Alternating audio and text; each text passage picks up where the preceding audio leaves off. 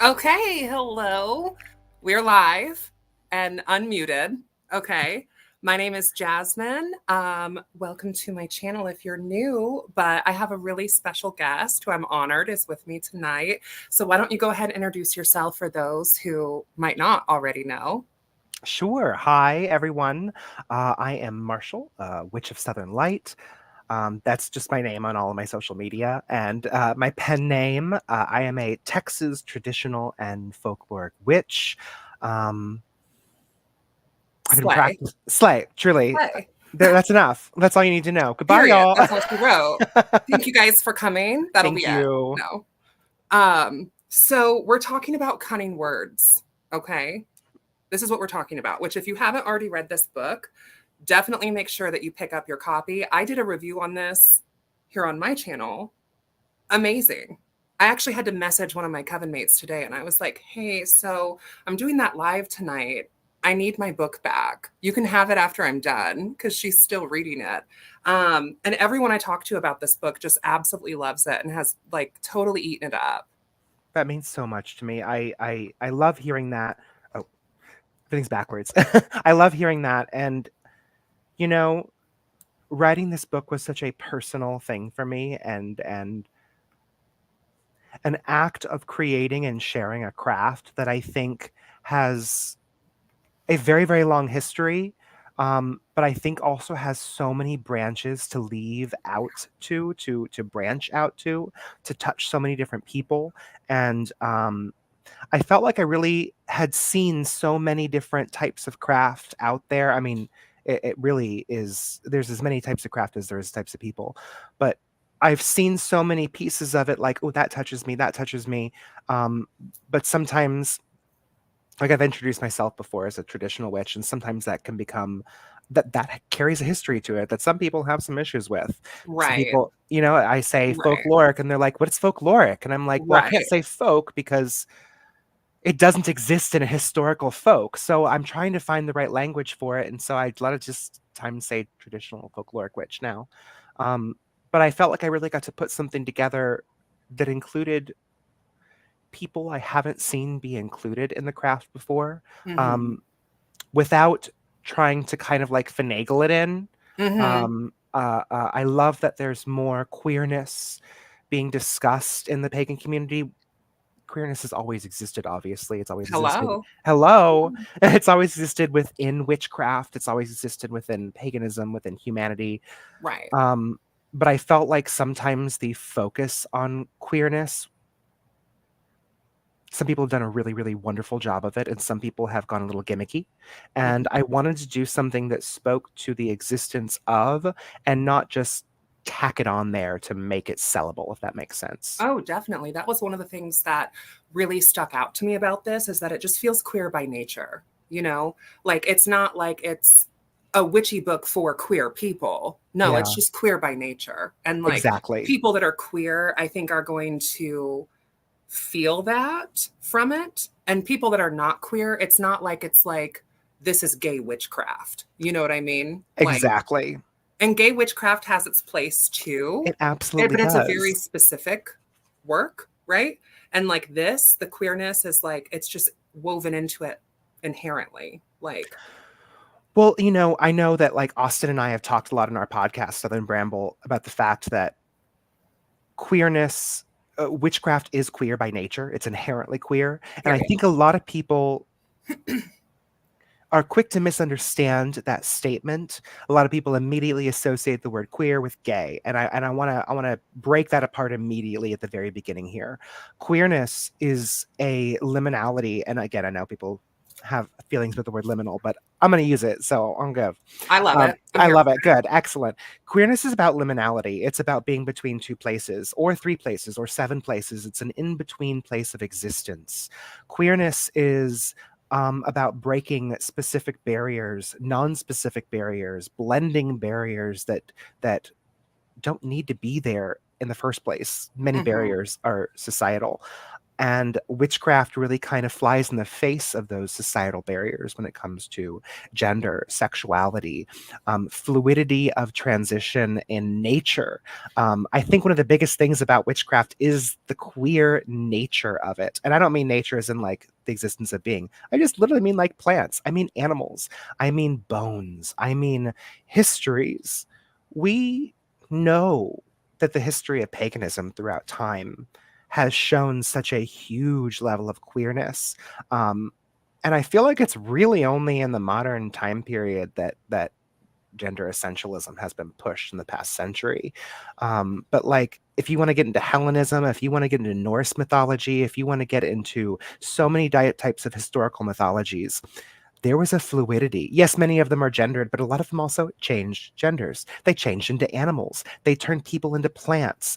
There was a complete transgressive act of what it meant to use magic and break the human constructs of barriers. And I felt like that was really, really important to me. And that's what I include when I say that witchcraft is inherently queer.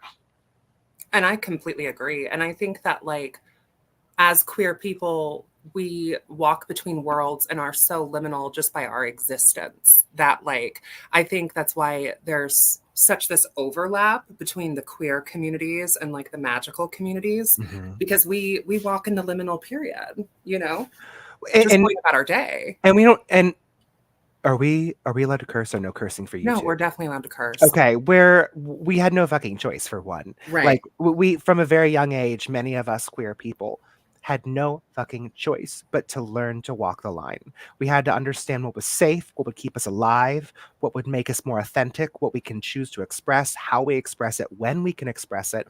Many of us had to form, honestly, very adult mentalities at very inappropriate ages. We should not have been forced to face some of these adult situations when we should have been kids. But because of society, we had to honestly grow the fuck up really hard sometimes. We had to learn to survive in places that many of us are not safe to survive in. I'm in Texas, and I'm lucky to live in a more progressive city, but you know, I go 30 minutes that way or 30 minutes that way, and it's not the same thing. Yeah, I go an I'm hour in a and a half similar that boat way. as you. I mean, I'm in Indiana, which is like its own thing. I mean, it's like a huge progenitor of like electric shock therapy for LGBT people. And there are still people in our state like working for that. Like, it's insane. I mean, I'm in the capital, so it's definitely more progressive, but it's still Indiana, you know? It's still Indiana. Absolutely. So, and I speaking of the Texas bit, okay, the cicadas, this is totally off topic, like squirrel brain. We'll come back to the queer stuff too, because obviously we're just going to touch on that throughout this. We're going to squirrel brain this whole way through. Yeah. Let's do it. Yeah. But the cicada thing, that was so sickening. You know, ate that up. Thank you. Again, growing up in Texas, we're about to actually have a huge burst of cicadas. And that's another story, but the sound, and I remember talking to my friend Olivia about this a while back. When she came to visit, I was like, I can't wait for you to hear the cicadas where you live. They don't really have them the same way they don't really have this sound. And I remember just like sending her a video, and I was like, listen to this. It's wild. It is wildly deafening. When you're in the middle of a Texas summer and you open the door, there is a level of music that I call it the music of my land. It's very seasonal, of course, because that changes when it goes over to fall. You start hearing the crickets more, and you can feel that seasonal shift. You can see it. You can hear it. And witchcraft to me is very sensual. I don't mean sexy, because while it is sexy, I mean, it can be. It can be. I mean, get into it. Exactly. I'm talking about the sigil, honey. We'll get into the what was it? The nut climactic sigil. Yeah. That's a nicer way of saying it than just isn't nut, it? I guess. I know, right? But because I focus so much on the senses of my craft, what I can see, what I can hear, what I can smell, what I can feel with my hands, what I can taste if it's safe. To a degree. And And cicadas are very much a music of my land. They travel, and it's so amazing if you've never heard them before. They travel in waves because Mhm. you could be standing in the same place and it will be absolutely deafening, and then it will fade off, and then it will fade back. It's literally like being in a tide pool. It's a Um, symphony. it is a It's a total symphony, symphony. and the music that it's creating is a type of mating call, and it is a shout out to other closer cicadas. So when I created this poem, this spell, and the poem itself literally tells you the directions for the spell and is the spell itself. um, when you do this spell, you're working with the spirit of the music of your land. You're working with the spirit of not only the cicada, but the sound wave it creates as it calls to the next cicada, as it calls to the next, as it calls to the next, to spread out into your landscape, to spread out into the world. And of course, most importantly, to spread your magic. Yeah. Yeah. And like the crow brain in me, every time I see a cicada exoskeleton, I pick them up. Oh, Right. And I'm I like, have a oh, I got dog to take this collection. home. And like, do I always know Hmm. exactly what the hell I'm going to do with this? No. But like a lot of times when we're out and about, be it like thrifting or like just on a nature walk, there's plenty of times where as witches, it's like, I need that. I need that. I need that. Look at that And now stick. I feel like I have like all of this gnosis that you've given me to use with these cicada exoskeletons that I've just been collecting in my jar of dead bugs because what witch doesn't, you know what I Hmm. mean? Like you got to have a jar of dead Do you know bugs. what I've done with them? I've I have a recipe for a witch's powder that was actually inspired by oh, I brought tools. It was inspired by Gemma Gary's traditional witchcraft. There was a recipe in there for witch's powder, and of course, it's her recipe, and it's one that's very local to Cornwall. And so I kind of wanted to take some of my own personal land spirits, um, plants that I've grown, specific things that are part of my recipe. But one of them is a cicada shell. I will take one of them and I will pulverize it, crush it up, and put it in the magical powder because it is, again, the music of my land. It's the Mhm. exoskeleton. It's a perfect example of a literal transformation. This grub that crawls out of the ground and sheds its exoskeleton to become something new, to go from something that is landlocked that can fly. Like this is a beautiful example of Very something. poetic. It's very Very poetic. poetic, and And its it's very exoskeleton is an American example of traditional that. witchcraft. Oh, It's giving ATW. It's giving witches of the Americas. It's giving yeah, New World witchery, if you will. absolutely. Yeah. And I like that part of that a lot. I sent you my chicken bones. Yes, I saw them, and it's so crazy. I wrote. I'm wondering. I'm assuming, was it inspired by the story from Una? Or Yes. okay. Um, I made my own set of chicken bones like a year and a half ago when I first started writing that story. That was one of the first stories I wrote for the book, I and loved it. Loved I it. And let me say too, please. like, um, I know that there's been some people in the chat who have said, you know, you want a warning if there's spoilers. So this is just going to be your warning for the rest of the entire video because I am probably going to be referencing some specific things in his book. So just know that like if you really really don't want any spoilers, you might just want to come back to this stream after you've read the book because there are going to be things I'm going to talk about directly from it. In that story with Una, the way that you depicted the Fae folk, just chef's kiss. I mean, I was reading that and I was just wet. I was like, this is everything. This is life. This is liberty. This is the pursuit of happiness, the way that they are depicted, because it's not Tinkerbell. Like, Mm-mm. and it just felt so, it's a folk tale, but like, it felt so real, you know? Yeah, and with the history of understanding the Fae, the fair folk, the little ones, the wee people, like there are a lot of histories here. But when you actually go back to pre-Victorian romanticizing of fairies, you actually get a lot more of fairy faiths, superstitions, things that are not about courting fairies. They're about staying safe from them. They're about giving them an offering to make sure that they leave you alone. A lot of times, the fae or the fair folk of the wood, they have a very, very different. They're not human. They have a very different understanding of what's okay, what morality is. Same, Yeah, truly, honestly. same.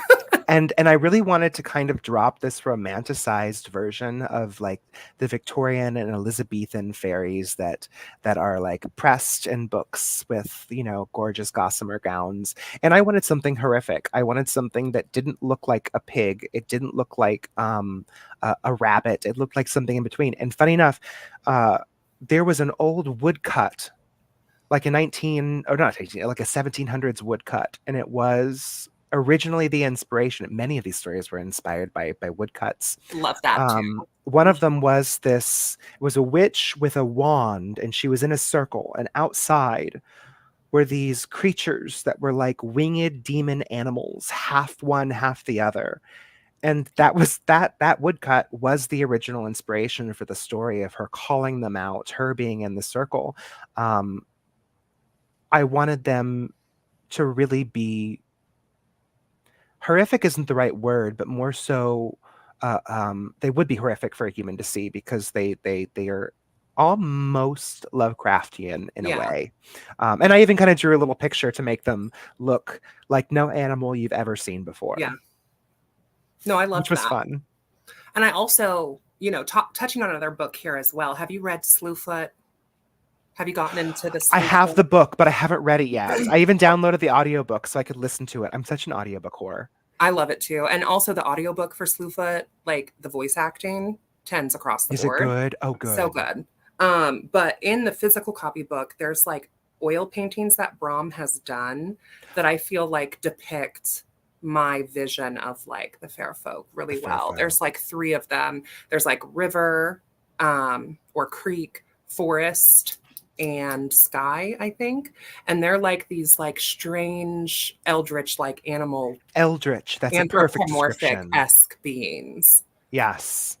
Eldritch is a perfect description for it. It is something that is truly otherworldly, that if you were to see, it would only be horrific because you would feel like you should not be seeing this. Well, I'm also a monster fucker. So that's the problem there, you know, because I would be like, oh, wait a minute. I might not turn down a hot furry. I'm just saying. Oh, wait a minute. Yeah, that story was really, really good. It was good. Also, I was talking with one of the mods in here who I have her on my channel sometimes with Daughters of Cain, Australia, about the Mother in Red. Yes. I feel like that story in particular, again, queer inherently just by nature, like not a forced story. Mm-hmm. It's so annoying that this light is doing that, but it's distracting. I'm like, what is going on? But the way that story is written, I feel like is just so, it perfectly encapsulates like the just queer inherently by nature aspect of, I think, a lot of the writing in here, and does a really good job at like legitimate and real representation, not like, oh, let's throw in a queer character here, but like, yeah. You know, when I wrote the story of Ileana, it was so important to me, and I want to make sure I say this the right way because it is so important to me that her story not just be, I didn't want it to be like, oh, it's just needs to be a happy ending story. I wanted it to be a scene story. Mm-hmm. I think a lot of people, I grew up, I have never ever in my life read a fairy tale that included a trans person, that focused on, that gave voice to. And it was so important, I think, to create just one for the sake of its existence. I wanted it to exist. I wanted it to be read by people. I wanted them to see the human nature of someone who may not understand what's going on with them. And to have Belinda, to have the Mother in Red, see her for who she was. Mm-hmm. And it not mean anything other than that's just the way it is. It's just what it is. It's just what it is. And I think that is something that so many people in general don't always have in their life. But honestly, again, trans people don't always have that. They don't have someone who is just like, oh, I see you, and that's it. Mm-hmm. Let's move forward. It was so important that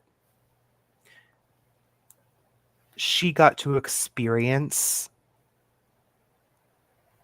I know I keep saying being seen, but she got to experience something that honestly a lot of trans people don't get to experience. Mm-hmm. And that's kind of what made it so important to have it end the way that it did. Magic is not always like that, of course, as we all know. But at the same time, I don't know what you mean. yeah, right. Yeah. I don't know what you mean. But at the same time, I wanted, I've always wanted a fairy godmother. I wanted someone when I was confused, when I didn't understand who I was, when I felt extremely alone. I wish there had been someone to see me and it not be something that had to be something. It's just me. Right. And it just is. It Period. just is. It just is. Yeah. It's period. You know, there was another queer story in there that I loved writing. Open Roads about Mercurial.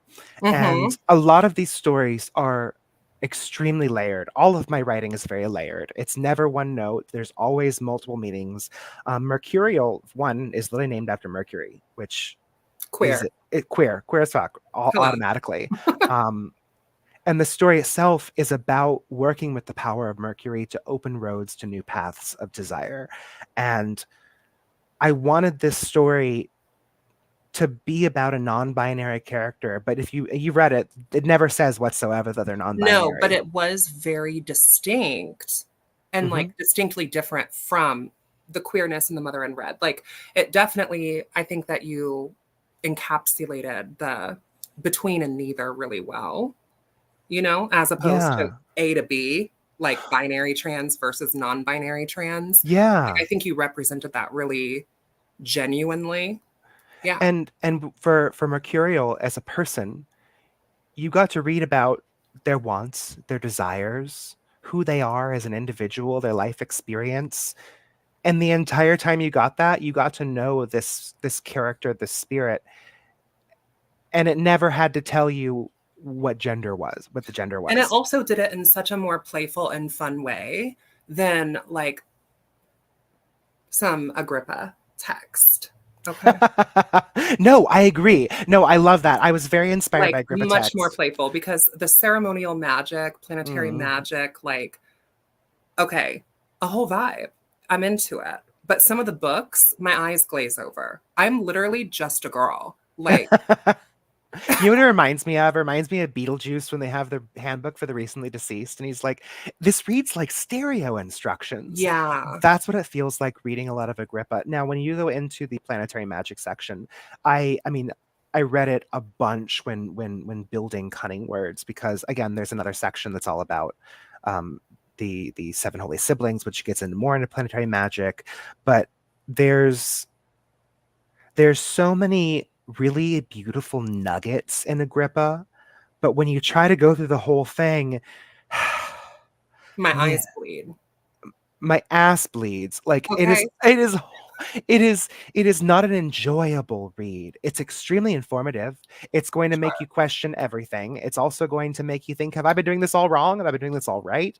It has a lot of very specific rules, and many of the things written in that book have not been written for the first time in that book. That's a retranslation. Like we know that there are things in that book that are also from the Picatrix. Um, Hmm. uh, it's very interesting. And then, not to mention, I even have the fourth book of occult philosophy, which Agrippa didn't even write, but I got it just because I wanted it on the show. Okay, for the collection, you The know? collection. Yes. The book porn, you know? Absolutely. Got to. I totally get it. I totally get it. Yeah, I think that taking, you know, and how do I want to say this? Like kind of repainting a lot of the images and the lessons and like the visions from Mhm. Agrippa, from Gemma Gary. Love her work too. Love Black it. Toad, get into it. If Hmm. you've not read The Black Toad, you guys definitely check it out, especially those of you who, you know, are following a Tradcraft current. I think that that book and also Keldon's Witch's Sabbath and Crooked Path are definitely fundamental books. But Hmm. I mean, not just trying to gas you up for no reason here, but like I also really feel like this belongs in that lineup. There's nothing out there that's like this, Marshall. Okay. Like nothing. Like this is a folk retelling of a lot of ceremonial magic tea, traditional witchcraft tea. It's American, which I feel like American traditional folkloric witchcraft is very much on the rise. And I feel like this is pouring into that collective well of gnosis. Be you a coven witch or not a coven witch, be you a solitary witch, like we're all still connected by this red thread of magic in some way or another. And I love how you've used all of this Tradcraft imagery along with like your own personal experiences and really have offered us something that while it has like threads from like recognizable other tapestries, this does make its own tapestry, like 100%. Oh, one, thank you so much. I that means the world to hear. And I love in your review, which of course I watched, we talked about, but you use the word threads. It is such a perfect description because I'm pulling from these pieces that are touching me spiritually. You're weaving. And I am weaving something new. And it's very interesting because, you know, when I read traditional witchcraft, it was the first time I was ever introduced to like the witch's devil. First time I was introduced to, you know, Jim McGarry's version is Buckaguida, Buckadoo, and that's the light and dark side. It was one of those things that I understood was hers. I understood it was her coven's, and it was very informative, but it's definitely not mine exactly, and it's not mine here in America or here in Texas or here in the city that I live in. It's an inspiration. Of course, then you go over to Keldon's Crooked Path, and you get a little bit more of understanding of like the witch queen, the witch mother, the witch father, the horned one. You get a little bit more of this imagery that's, in my opinion, it gives it they give it a really, really great generalization for you to take and personalize. Absolutely. And for the idea of the concept of like the witch father and witch mother or witch king and witch queen, I went extremely, how can I put this? I went in a less, well, there is some sort of play with gender there. It's actually a little bit more about the physical and the non-physical. I touch upon that in this book, and I'm actually going to go a lot more into it in the next book. But I wanted to give you a little bit of a basis of kind of what the backbone of my belief system is, and you see that in the preface of the book. And I mean, you did. I did, yeah. You did very well too. You didn't just do it; you did it well. Hello. Oh well, thank you. I wanted to share my rendition of the old ones. And it's interesting because someone described it to me once as like, you basically spiritualized the Big Bang. And I was like, I love that. That's so cute. And there was this concept of understanding these old ones. We've seen this written in a lot of traditional books, the old ones. We see it a lot, especially like in Roger J. Horn. Love Roger J. Horn. Love The Witch's Devil by Roger J. Horn. The Witch's Devil. I love folk witchcraft. That was like, I read that in a day. It was something that it was just such a good like spine to build Also, a craft from. 13 Gates of Witchflight. Yes. Oh my gosh, it's beautiful. But the old one was a really big one that I saw heavily touched upon in a lot of traditional craft, and that really made me start to seek out who are the old ones, where are the old ones, where do the old ones come from. We all have different kind of ideas in Tradcraft about how we see and experience them. So for me, I saw the old ones as almost animistic beings of existence. So it starts off with, in the preface, you know, there's this concept of absence. At first there was absence, there was nothing. We're human beings, we can't fathom nothing, because even thinking about nothing is blackness. You think about something. You think about something. Blackness is still something. So there was absence. And funny enough, the actual inspiration for the concept of the verbiage I used was, with the first spatial inversion, existence entered our universe. And I read this theory a while ago that mathematically is sound within science. And so don't quote me exactly on this, but okay, scientists. I know scientists, right? Well, we all know about black holes. We know about the theory of white holes. And the concept is no light can escape a black hole. Everything gets sucked in. And it is believed by a lot of scientists that the Big Bang was basically a white hole. It's the opposite side of a black hole. So with the first spatial inversion, existence entered our universe. What that is not for me to say, but that is the first existing thing to be. It's the first something. And then it grew from there. And of course, the concept of that is that to grow, you have to have want, desire, spread. And that to me is the witch queen. The witch queen is the non-physical. She is the want, the desire, the destruction, the creation, that thing that in my opinion is like the magic. She's the magic. But then from that desire comes physicality, and physicality is what we are. That's what we know. That's the plants, that's the earth, that's the moon, that's the stars. That's what we can touch, feel, taste. So we kind of have this multi-level system where the witch's devil to me is physicality. It's the gatekeeper. It's the gatekeeper at the crossroads. And then through physicality, I can touch magic. I can get to the desire. I can get to the witch queen or witch mother. I like Lady of Other, but hey, that's just me. Oh, I like that too. Yeah. Lady of Other, because she is. There is no name. She doesn't need one. She doesn't need one. She's that girl. Okay. And when you're that girl, you're the girl. Hello. Absolutely. So my concept of like the idea of the witch queen and king are probably very different than some of the British traditional witchcraft, and that's totally fine. It's my perspective. I love for people to read it, and if they feel touched by it, I really look forward to many of you reading my next book, The Red Mother, because there is going to be some significant more expanding upon what and who the old ones are. What more can you tell us like about the Red Mother book that's coming? Like, is there a date publicly announced? Yes. About when? Yeah, October 1st. Okay. This is an October book, baby. This is a fall book. This is Love an autumn. It is specifically Libra. Oh my God. I know. So this book is specifically expanding upon the stories, concept, and journey of the Red Mother. I gave her the name. Also, not to cut you off, but please I really go ahead. Know. Okay, so the Red Mother is the next book, yeah. And I've not missed anything. This is your first one, right? Yes, it is. So I've not missed anything in between. You have Red Mother's number 2. Is there any particular reason why we're doing the Red Mother, like before the other mothers? To be perfectly honest, something about her touched me so spiritually. I immediately knew more of her story. And I want to say this, and I try not to get too woo-woo-y about a lot of things. No. Let's get really woo. Okay. Like, the more the better. I will not sit here and say that this is a channel to text from angels above and below, but I will say that the stories, because I don't personally feel that it was channeled in a way that a lot of people might. Honestly, I've seen a lot of channeling scammers. Maybe that's why I don't like it. But I will say this is a spirit that I have worked with that has told me, no, that's not how it happened. This is how it happened.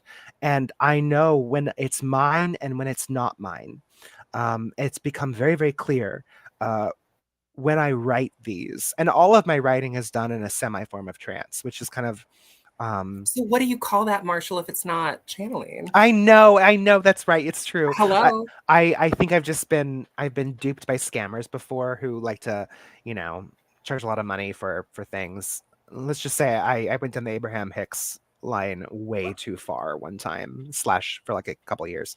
But this definitely is a spiritual figure who wanted to teach me some very important lessons, and not only lessons, but a collection of very specific conjurations, alongside other acts of magic as well. So this book is going to continue not only her story, but you're going to get to know more of her origin. You're going to get to know, in fact, I'll say this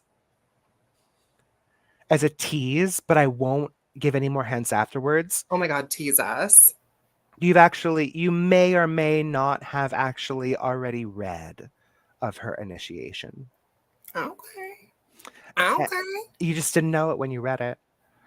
But it's about her journey into discovering her power, into figuring things out, not only in witchcraft, but in life, as a woman, as a human, as a witch, as someone who interacts with people. I will say she has a much more benevolent figure in the Cunning Words. She's not always as benevolent in the Red Mother. We're going to get a lot more sides of her, a more fully well-rounded figure to work with, a spirit. And there is, how can I put this? There's stories you're going to get where the focus is her perspective. And then there are going to be stories where she is a guest in it, but she is in every story and she has an effect on everyone she touches. And again, will also be very layered. So one of the things that you mentioned that you noticed in the Cunning Word story about First Flight was that when they're at the Sabbath, all of the faces are veiled. You cannot see them. And that actually was written in a lot of witch trial history in confessions. Even stories like with Tituba, she would say things like, you know, I know these 3 names, but if you give me time, I couldn't see their faces. I'll try to remember them. And that saved her life. Like, she was never executed. One of the first to be charged and never executed for the entire year and a half of those trials going on, because she was smart. She was cunning. She was clever. She knew how to keep herself alive. She was that girl. She was that girl. And you're going to see more of those layers in the Red Mother. I don't want to give any hints away about what those will be, but I'm really excited for you to read them because I think you're going to get them. I'm dying to read it. I also feel like the story with the Red Mother and like the magic of that red thread and that sort of charm that is made as like a not so much like transformation spell, but like revealing your true self sort of spell. Absolutely. Like, I feel like that is touching on such like a trans woman's mysteries, because like we talk about women's mysteries in like magical spaces, and sometimes I think trans women's mysteries and women's mysteries can kind of overlap, sure, but Absolutely. like so cool to have like a trans woman's mystery like depicted in a book, you know? Oh, I totally agree. And there's a level, and I will understand this. There's a level of weaving yourself together in a way that, and when it comes to magic and witchcraft, like, I love not magic. I love weaving magic. I love braiding. I love twisting. But I feel like that's something that people kind of put off to the wayside for, you know, the 4 elements and the candles and the herbs. But there's so much magic in spinning. There's a long history of trance while spinning, of creating thread, of using red thread and magic and folk magic. And it's so simple that some people feel almost adverse to using it. And there's going to be a lot of thread magic in the new book as well, because the Red Mother is a weaver. She's not only weaving thread, she's weaving new realities, and she's using those threads to create a tapestry of magic. Yeah, she feels so familiar to me. Like, she should yeah. she should feel familiar to a witch. Yeah, she feels very familiar to me. And also I feel like as sort of a trans icon or like saint like figure too, you know, like weaving that back to the queerness also. Yeah. And also I feel like we had talked, I think maybe a month or so ago, when I was like reading it again for the second time, because I read it and I kind of read through it, and then it came up as a book club pick for our local book club community. And so I was like, let me read this again, because as you've said, there are so many layers to it. And anyone who is going to read this, I also recommend that like you read it definitely more than once, but like give a little bit of time in between, because there are like currents there that like I didn't necessarily pick up on the first time I read through it.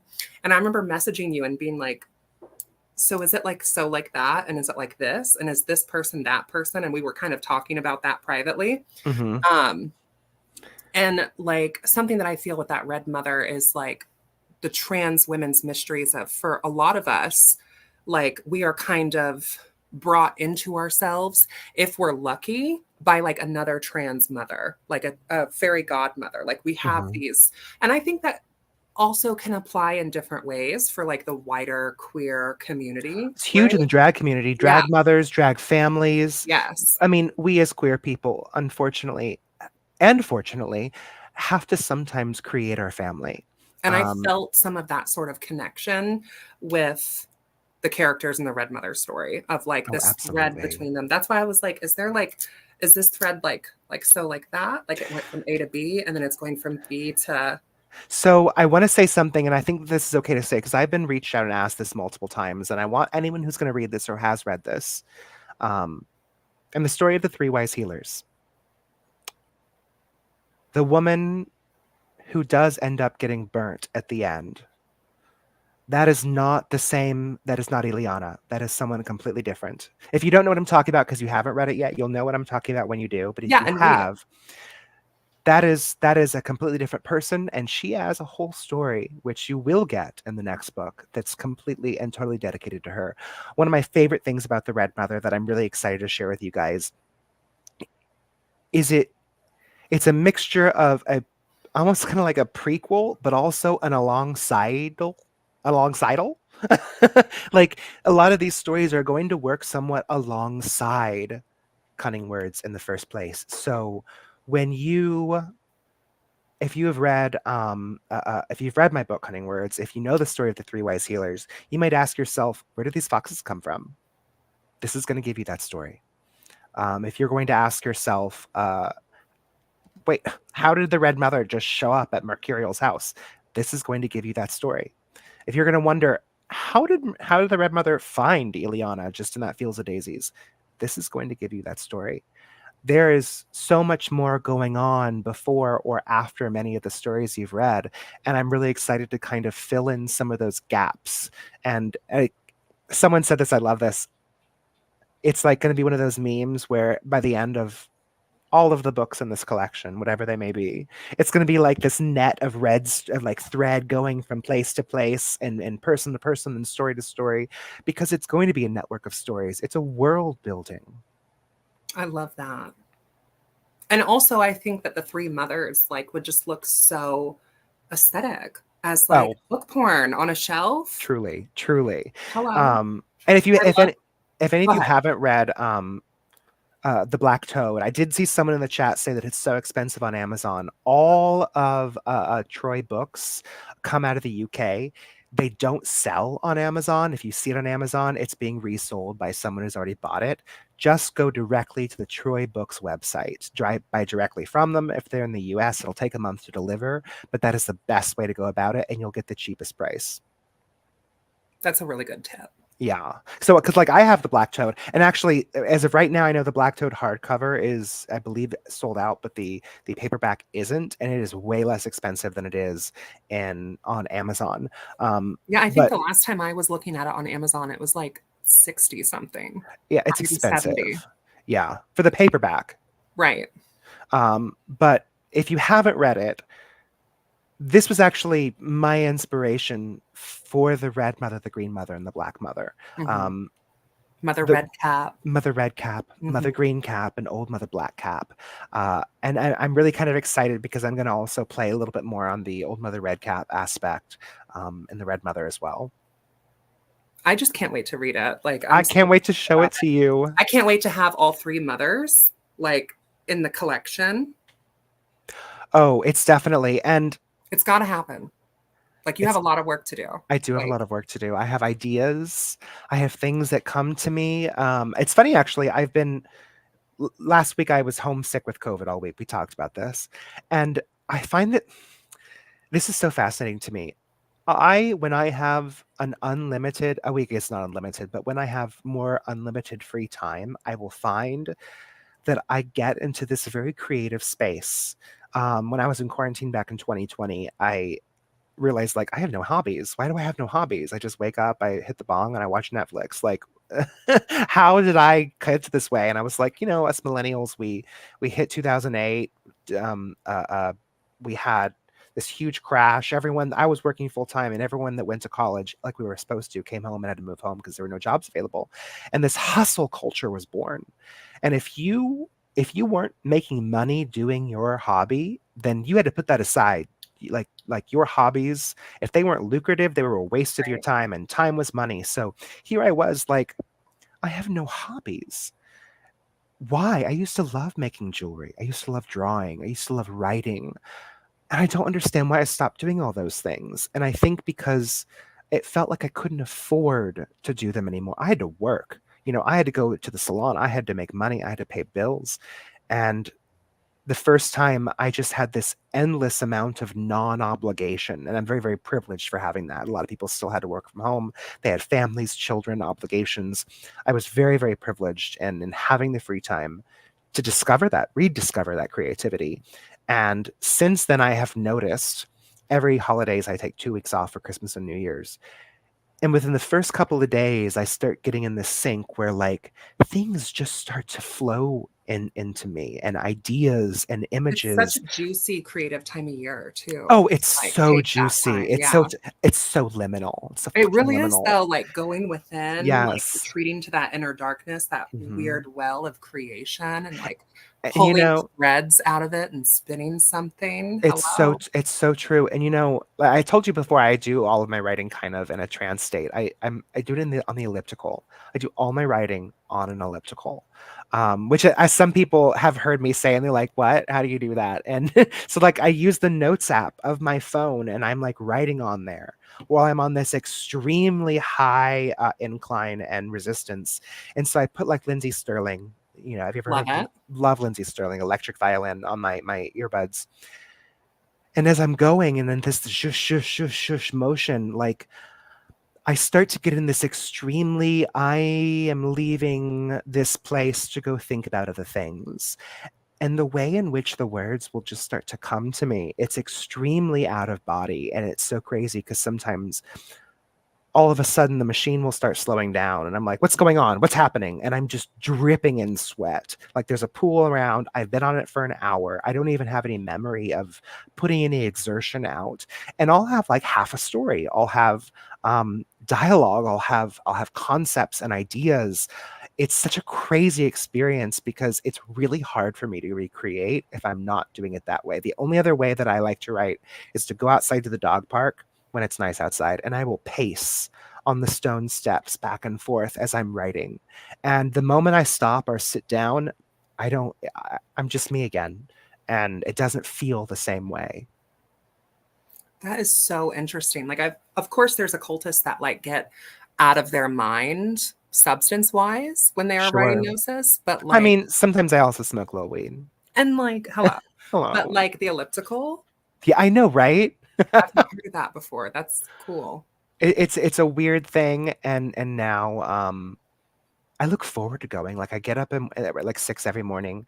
I go at 7, and I get on, and sometimes I'm like, I'll do 30 minutes here, and then I'll hit my gym stuff, and then I'll go home and get ready for work. And an hour will go. I have no time for the rest of my workout because I got so entrenched in what I was writing, which is funny because it all started with Instagram captions. And I feel Uh, like phones are so slept on when people think of magical tools because like so slept I on. use Google Docs all the time just as like my regular flight or dream journal because like I'm not going to turn the light on. You know what I mean? And like grab a pen Oh and yeah. paper and I like text write myself. things right. I'm going to like talk to text half asleep on the toilet after I've That's woken it. up. Like, That's it. I roll over. Toad told me to yeah. go west. Yes. Water blue. Literally. Back to sleep. That part. That part.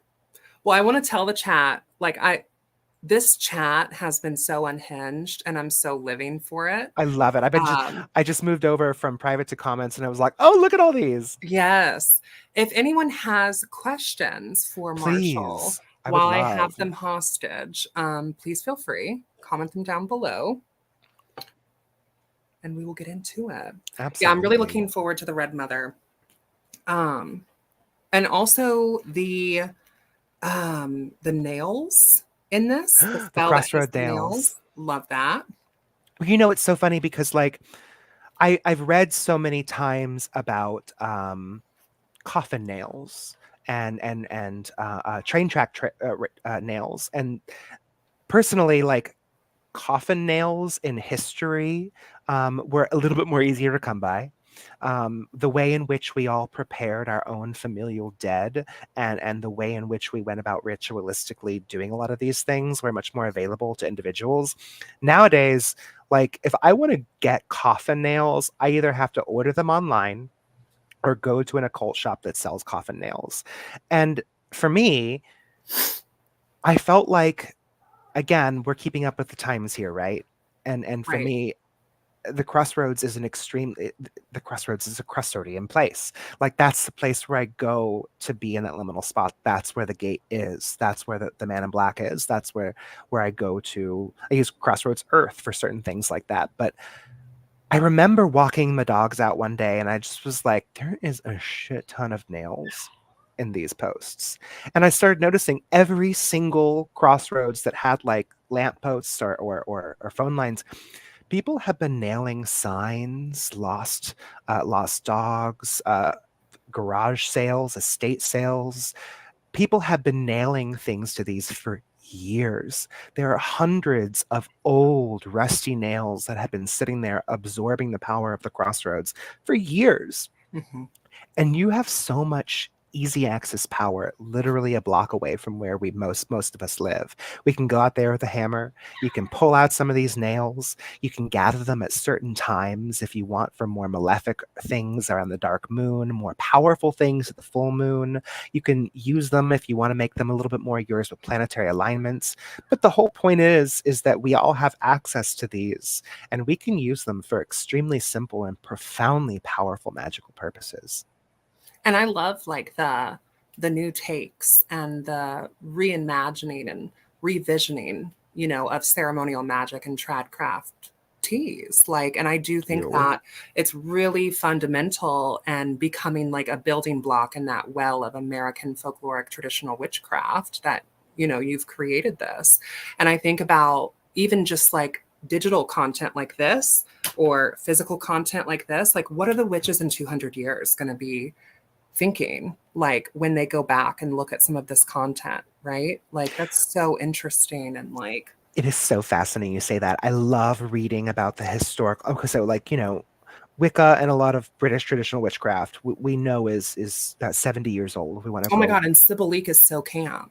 Oh, so camp. I'm reading the Diary of a Witch right now. She's so camp. She's like, so funny. Imagine having a conversation like and when you read about these historical figures, like many of them hated each other. Yeah. Like which they is still fought. true. And it's true so now. True.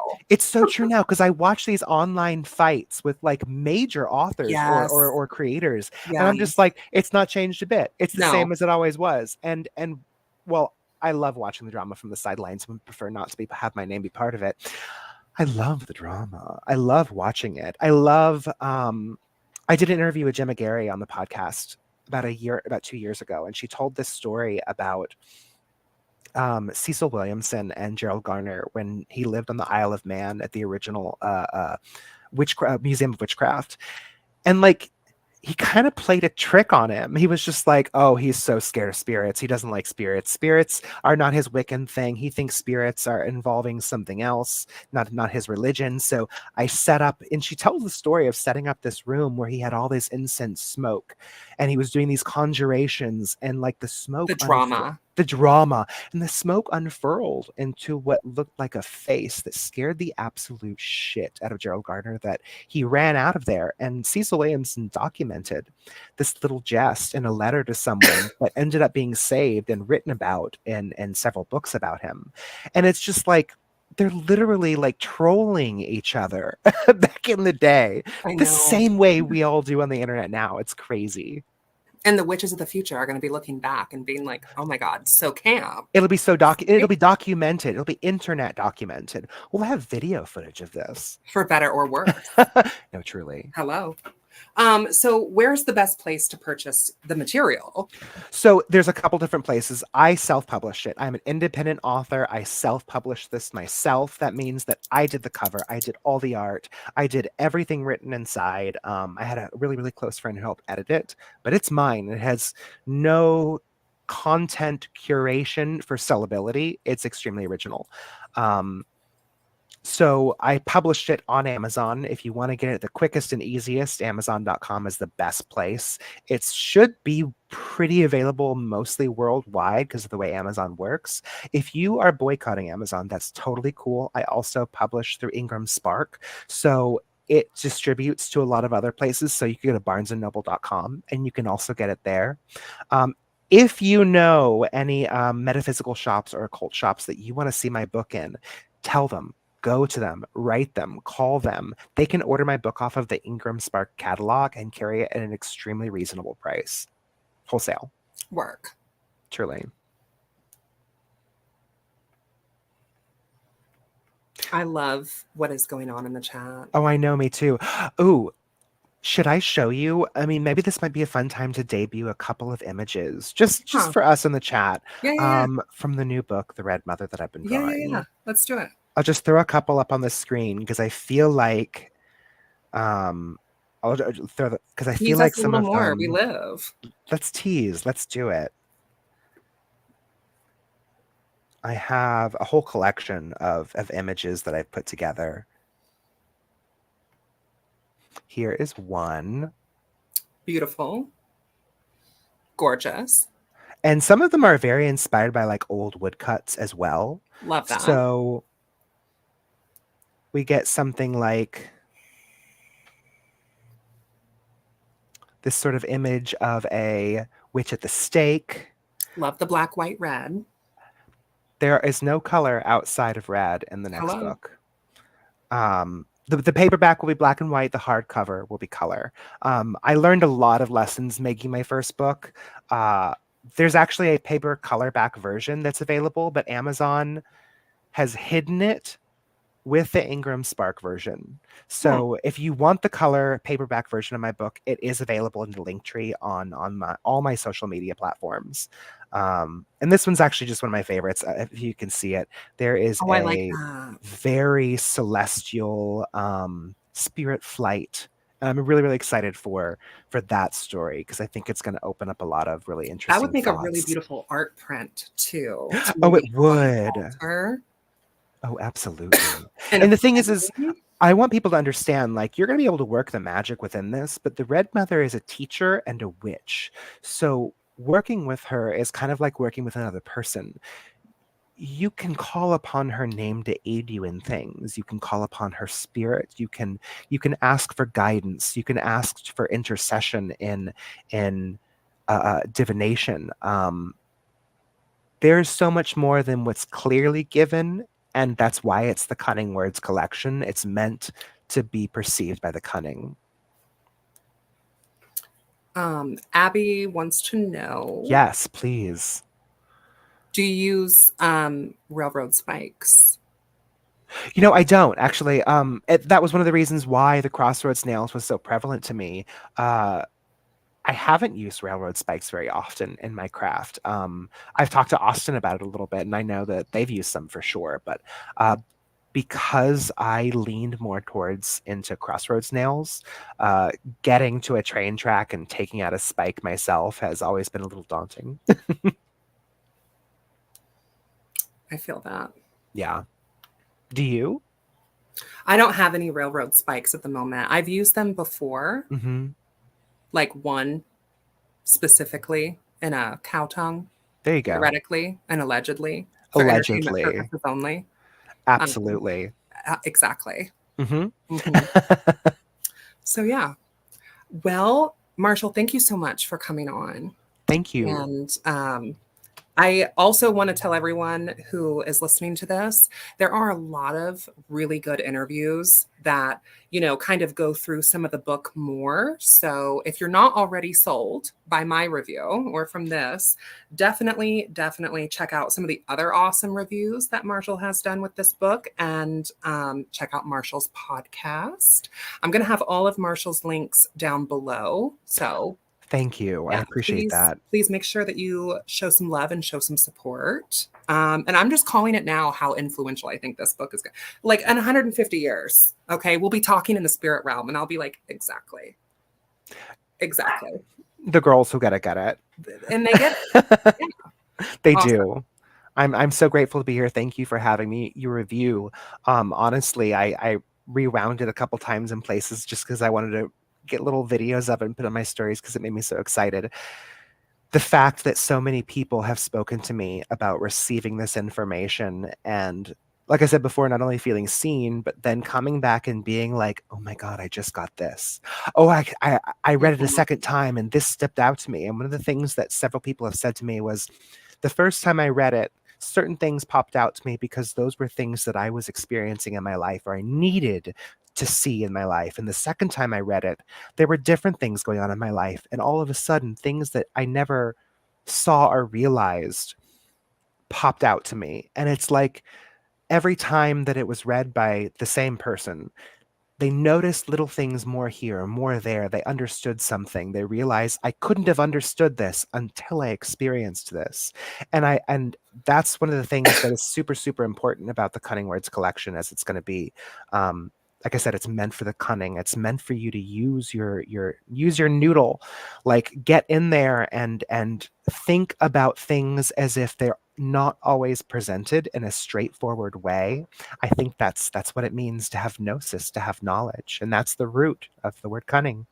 And you've got to read it for sure more than once, and also follow Marshall's advice to read it in order. Like, oh, it has to be read in order. Mm-hmm. And the next book will be as well, because everything builds upon what's come before.